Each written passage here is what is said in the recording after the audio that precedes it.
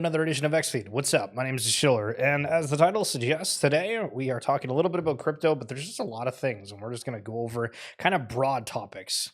Apart from the fact that the market is absolutely sending, oh my goodness, the counter trading sentiment, right? That is the thing that people have talked about a lot of. And I don't think I've seen more people in my life talk about how, I feel uneasy about things. I'm putting everything into stables.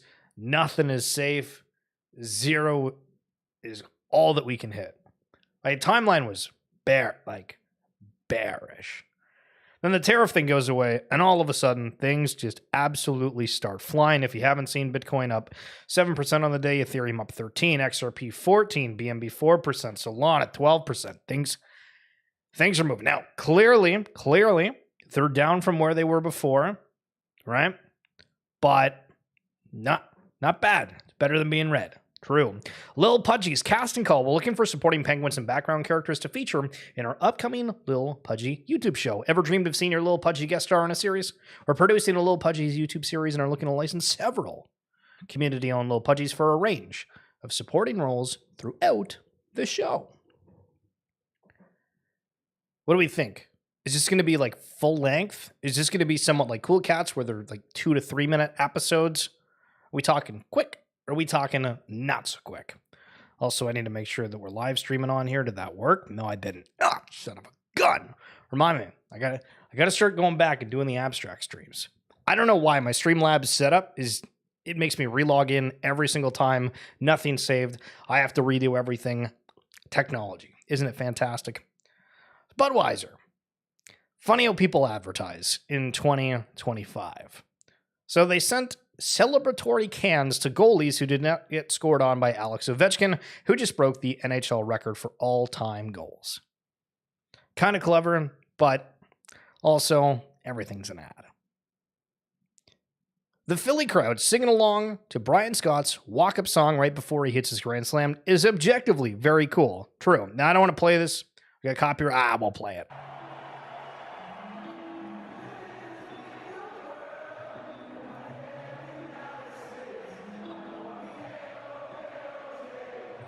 All right. Okay. So then there's that, and then he hits the home run. But it's also an NFT.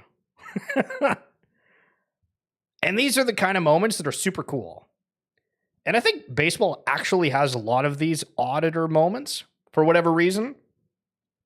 But these are the memories. These are the things that are kind of cool. That you're like, you know what? For a couple bucks, I'd own that. And MLB also working with like every IP in the book. But this one, do you even say that it's working with the IP? Somebody made the gingerbread man from Shrek as like an ankle guard in baseball. No, not the buttons. That's crazy. I love it. Now, I'm assuming this actually isn't the MLB Proud AA affiliate. Okay, so it's like a AA affiliate. I don't know how that works when you get into like the upper echelons, right, where they have that One Piece sponsorship that's like clearly a sponsorship. I don't know if that one's different. Doodle's Field Guide, version 01. Over 10 years in the making, this guide covers everything you need to know to master our deceptively simple illustration style. Shared with love from the mind of Burnt Toast. So that's kind of cool to have on your display. If you like the style of Doodles, again, it's very different. And I don't actually think we've seen anyone else in Web3 do such. So Wayfinder. This is something that we've brought up a little bit. We highlighted how you could get involved with it previously if you wanted to. It was like $60 sending. Well, it was even less if you wanted to, but theoretically $60 to partake in the prompt token generation event. Now, what Wayfinder is trying to do is allow you just to do a prompt like you would within any AI, and it would do the task for you. So this time, somebody asked and said, I want 111 USDC to ETH swaps on base. And they did it. Boom, boom, boom, boom, boom, boom, boom, boom, boom. Just from a text prompt. Now, obviously, you got to give them permission for it, but these are some of the toolings that's coming out, and you might say, that's kind of whatever. But imagine just doing a prompt instead of like going through and clicking. Not that it takes a lot of effort, but it is a little bit of a nice quality of life aspect. So blockchain, we say that it's going to have an impact. And then you hear stories about Ticketmaster and these who actually owns these things, whatever things entails. Let's quickly, briefly touch on this. So I was supposed to be at the Masters today. Instead, due to baffling mix of fraud and or misunderstanding, I had my tickets canceled and I'm currently banned from attending again. Here's my story and a plea for help. That's with the Masters ticket. I won tickets for the 2025 Masters through the official lottery. I paid for the tickets in July of 2024 and received them in the mail about a month ago.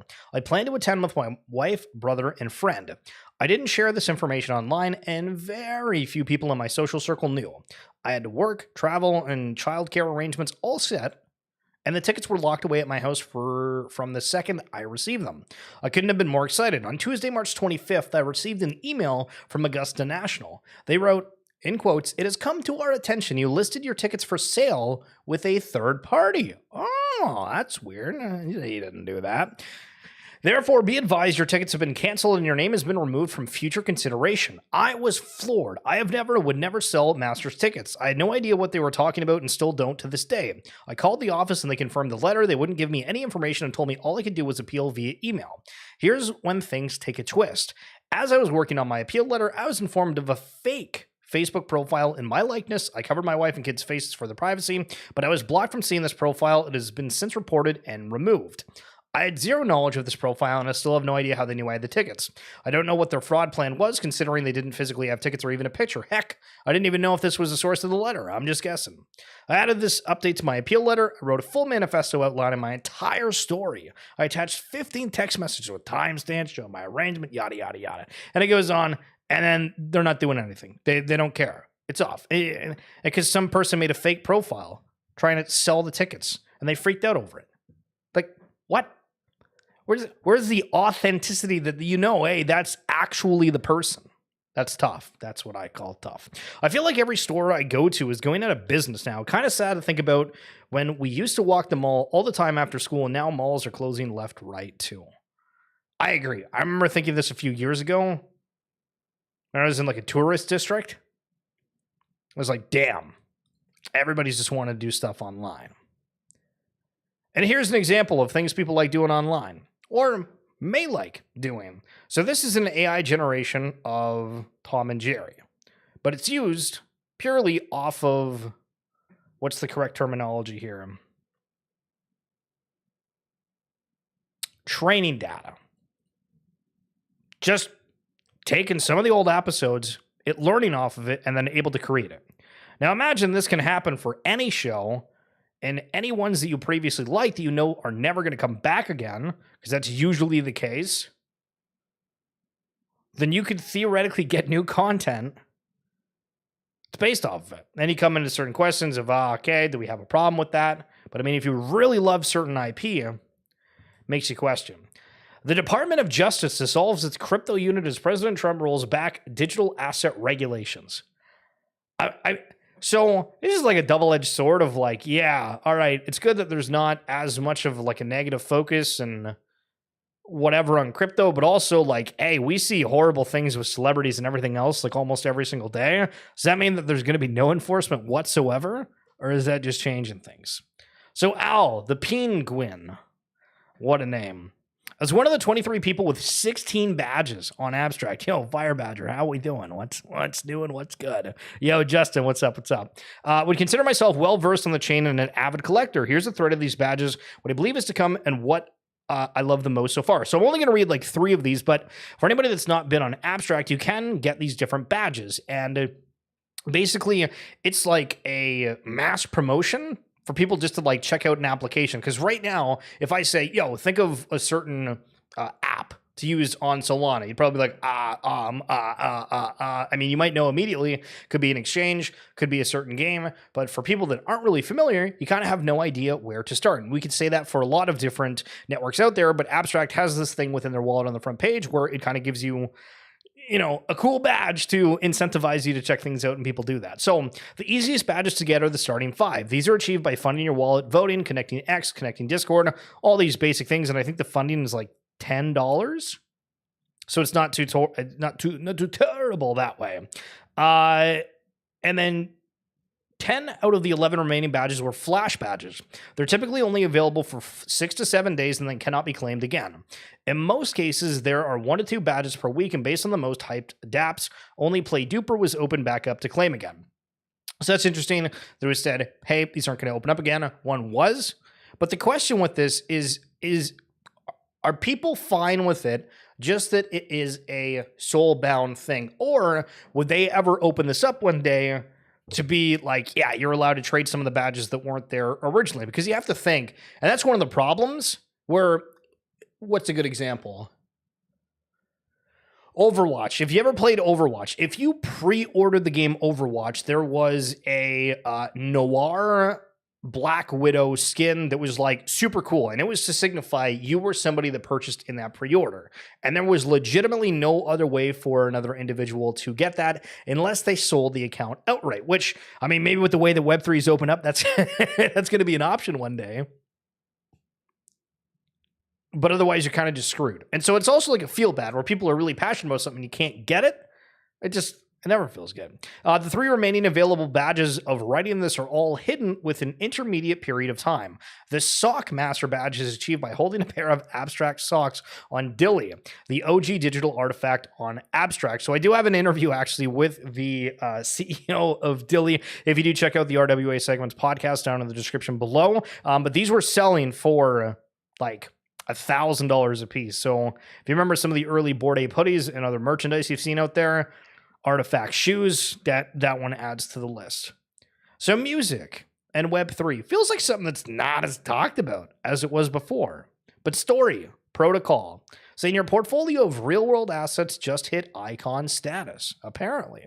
Madonna has 9 billion streams, and with 8.5 plus million streams on Spotify, her song I Rise cements its place in history. Partial rights to this anthem join Aria Protocol's lineup from timeless hits to revenue-generating assets. So I've not looked into this. This is like my first time looking on it. I just saved the tweet because I was like, what the hell? But is this a platform where you're able to get a share of songs, essentially? Discover, invest, and manage real-world intellectual property assets on the blockchain. The Truth Untold, Prisoner. Okay, so this is Miley Cyrus. Those are like the song names. Aspa, Justin Bieber. Aria is the Web3 platform transforming intellectual property into digital assets. The Aria IPRWA, IP Real World Asset Paradigm, I'm assuming, empowers rights holders, patrons, and investors to catalyze and multiply iconic works through crypto. So that sounds kind of nuts. I need to actually read more on all of that, but crazy things happening within the Web3 space.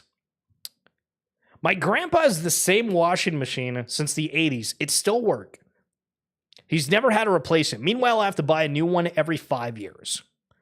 And it goes down to just say, why does every application suck? And I mean, if you've gotten a phone, if you've gotten an iPad, computer, why is it after several years, they all start just not working? Sure, you might eat around them, or there's cracks, crevices, maybe drop in the pool. That's a tough one if you drop in the pool. But it's true. A lot of the things that are made now aren't made to last the way that they were.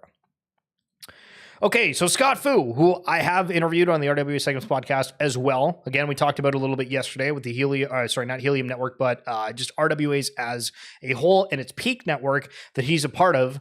But talking digital assets with Michael Saylor and a whole bunch of other people. I'm just going to say Saylor because but people from Chainlink, eToro, Edward Jones, etc. Okay, so this is 10 seconds. Yes, it's sad. Emtali, I want you to really judge this, okay? And then we're gonna reply with our thoughts on it immediately, and we'll see how close we are. All right, here we go. There isn't any way a crypto exchange survives Bitcoin's flatline. So the point is, you've already assumed the existential long risk. I just got my co-founder. Once you assume that We're on 3 risk, different. there isn't any way a Chaos. You can't hear anything. Claustrophobic. I don't know. Okay, you think it's fire. Okay. So we're a little bit different on the point of views. Because I feel like that would be such a cool thing to be in a quieter setting, but it sounds busy as heck. You hear Michael Saylor having yell over it, and I'm like, man. Also, how expensive do you think the dinner as a whole is? But these are kind of the things at crypto events that you see and you're like, holy crap, like that's cool that all these people are getting together. And how do you get in that circle? Or maybe we don't. We just hang out at the pizza shop down the street. True. So the next potential gem, I don't know if you guys have seen this, but there is this, there's always a game that comes out at various points throughout the years that gets a ton of attention, and it's got something that's really cool, and it lasts as long as people are hyped up about it. So I'm curious if this is one of the ones that does that. Looks like Habbo Hotel. It's just a dinner, not a talk.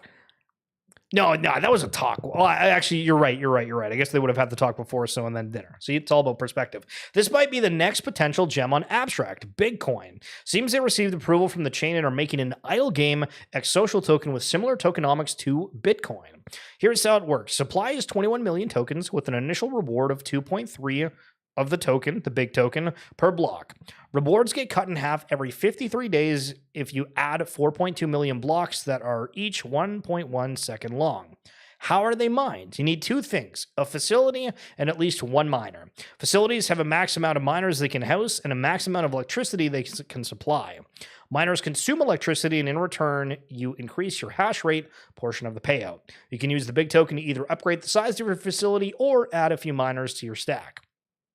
The first facility is purchased with ETH and comes with a free miner. 75% of the big spent on miners and facility upgrades get burned. So all these things, I mean, like with the Wolf game as an example, I'm trying to think of anything else that was like somewhat recently, but it shows that there's still like a demand for like play to earn games of various sorts. It also shows that there is an appetite for an idle type game as well, which we'll talk about TTK here in a moment. Not as idle, but you get the idea. Spotify, if you guys didn't see this, man, people were pissed on the timeline yesterday. There is a rumor circulating that Spotify is putting ads into premium music listening. This rumor is false. Premium music listening is and will remain ad-free. Very nice. Very nice. 90% of YouTube shorts are staged and fake. Yeah, I don't know. There's a bunch of fish out there. Watching some of that stuff of like, oh, this issue or this person like got into a fight at a restaurant, or can you imagine what my friend said to me in this situation? And all of them are just BS. People still watch them a lot, even aren't aware that the content is fake, and they comment that they watch it nonetheless. What is going on? People just want entertainment. That's why this AI and IP, intellectual property that people care about. All that matters is people cared about it. I digest. Founders, I'd argue people too, stop reacting to tier lists. No one cares about some random key opinion leader's tier list of games until you respond. You're all building cool things, but not everyone will like your game. Arguing with a TCG player who puts your FPS in tier D makes you look stupid.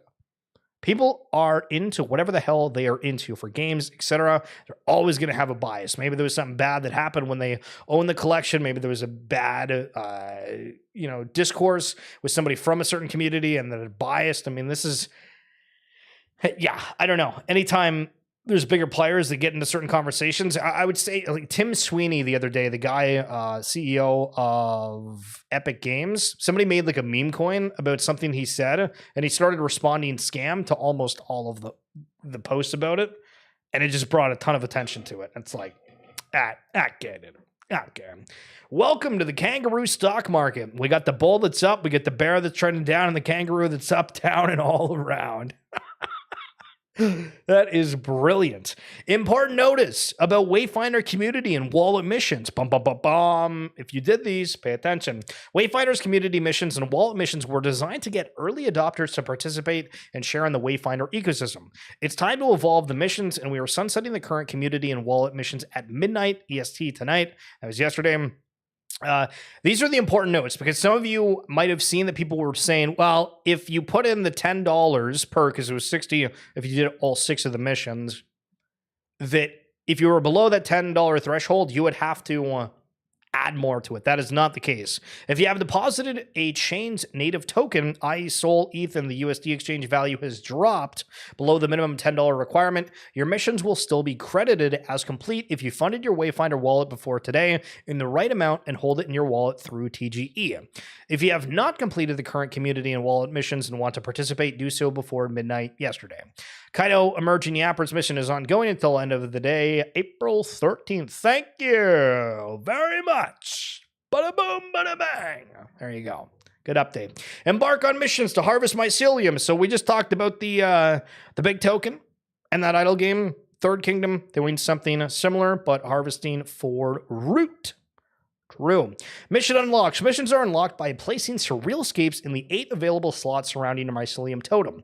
The larger the surrealscape, the more mission it unlocks. And apparently, you can add like up to 8 surrealscapes on all of these, as it was saying. So we'll see if that ends up having like an uptick in the plots at all. And this is also going to require people to have those assets. I don't know if it's going to be something where you can send the same asset to different islands or if it's going to be limited, but we'll see what comes of it. You can form your squads. They'll increase mission success chance and reduce the mission time. And you get paid out within these mycelium that you can then transfer for root. Choose your mission. Every mission presents a unique challenge and reward. Missions differ by max energy amount, which you earn from playing the game, the duration, energy to mycelium conversion rate, and chance of success. Don't like your options, you can re-roll the whole thing, and then it will give you a rating once you've completed it. And so obviously if you get all of them, then you're good to go. But this isn't like a new system. If you played any kind of mobile games like Clash of Clans, you can see, you go to an adventure, come back, you got 2 stars, you got X amount of rewards. This is kind of the same concept, but for the TTK game. Effort brings reward. Missions require strategic planning and squad management. Put in the effort, make smart choices, and you can outperform the baseline mycelium generation via the totem. And that's another option too. You don't actually have to do these missions. You can just kind of throw it in this thing and let it all work passively. Tim Livingston, the guy that was super hyped up yesterday over getting a robot V-friend, had this kind of cool app that he built where people could just like draw a character on like a card. And I was like, this is absolutely brilliant and a cool kind of fun thing for people to do if they're just wanting to get involved and check out their paint drawing skills, essentially. So Warner Bros. Digital Collectibles. This is something that was tweeted out in July 13th of 2023. And when you go over and you look at it, it says Warner Brothers NFT. I mean, holy smokes, right? You got 17,000 followers on it. The last tweet was, well, the pinned one was May of 23, and McFarlane Toys was their last post in general, and it was a retweet from October of 2023. So if you go to the site, that's web3.warnerbrothers.com, it shows up and it gives you this wallet. It says wallet.contentfabric.io, and then it's Warner Brother Movieverse. And you can see that there's a Lord of the Rings extended experience, Superman one, The Flash, and that's kind of it. Which is weird, but like if we click into this, see the feature film, epic experiences, augmented reality objects, commentaries, which I guess these are just like the who's playing what role. I would call that a credit, but sure, we'll go with commentaries, the appendices from the book to the vision. They have the breakdown of all this, and it's really cool stuff. But I mean, it's not active anymore, and it clearly was supposed to do something with NFTs, unless it's just like pointing elsewhere. So we'll see if anything comes of that, but still waiting to see the big splash. Yo, Rick Goss was out at the Masters, and they tried all the things. Egg salad, $1.50. Pimento cheese, $1.50. Pork barbecue, $3. Hell yeah. Love that they had some cheap stuff, but it's just showing, and it's funny as hell because this looks like the local Circle K you'd get for like $5. So the breakfast sandwich, bargain price, $3. Hell yeah. Chicken biscuit. This is like a Tim Hortons McDonald's collab of I don't know what. The blueberry muffin. That looks like something you'd get at a local grocery store that's prepackaged. The Master's blend. All you care about is the cup, the IP, the logo. We got the iconic pimento cheese. What the hell is that moldy, weird-looking, untoasted, diabolical thing that is not a good-looking pimento cheese? They call it pimento cheese. What are we talking about? The egg salad sandwich. That doesn't look that appealing either. Holy goodness. No wonder we're only charging $2 for this. What are we doing? So Magic the Gathering. I saw this from LS, who's a commentator for League of Legends streamer, yada, yada. And Magic the Gathering has been doing collabs. Gary knows what's going on. Doesn't look great, true. but doing collabs with various IPs. We highlighted the SpongeBob one yesterday. And so another one here is Final Fantasy, and LS obviously is rather successful. So he's out there trying to pre-order, buy a bunch of these collector boxes, etc., and hold on to them because they just love Final Fantasy. And I can imagine people probably did that with the SpongeBob, but think of whatever you're into, right? Let's say that Magic decides to do like, I don't know, what would be, I feel like a sport example is not really good. It's got to be like a TV show or something. Imagine Magic did like The Office. Could they even do that because it's like real life? Sure. So they do like an Office one. There'd be people that would love that wouldn't ever end up normally playing Magic the Gathering or buying the product, but would be out there and doing it. And we could go down a list: League of Legends, Counter-Strike. You just make stuff up and clash together, and both parties could absolutely make bank, I think. So wait to see how that transpires. We've talked a little about Call of Duty and how with their Warzone game, it doesn't save the things that you previously bought within the digital asset landscape. And people are talking about how, one of the reasons they're not doing that is because they want to encourage people to buy the newest game so that they could like level up the weapons because they're like really, really bad. You need to like unlock these attachments, things, recoil changes, whatever else, yada. And when we talk about greed, this just doesn't make sense to me. This just doesn't make sense to me.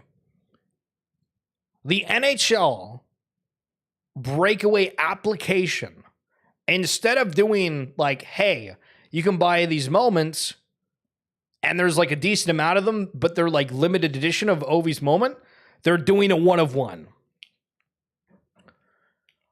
And the recent packs have only sold like 200 to 300. Like, why are we having people that are just whales vying for a single moment? That doesn't make any sense to me unless they're trying to have like a big sale and then being like, oh my goodness, look at this. People are paying an arm and a leg for what we got. I just feel like having something like that a little bit more easily accessible. Maybe they're going to have that as well as a complement to the 1-of-1 people are bidding on, but oh my goodness. Oh my goodness. But that's it. That's done. How much you think? We did like 50-50 NFT, half non-NFT? Kind of, sort of. Gary Doge, appreciate you coming through. M. Tolly, appreciate your commentary on the dinner. Not a talk, a dinner. Justin Daroon, hell yeah.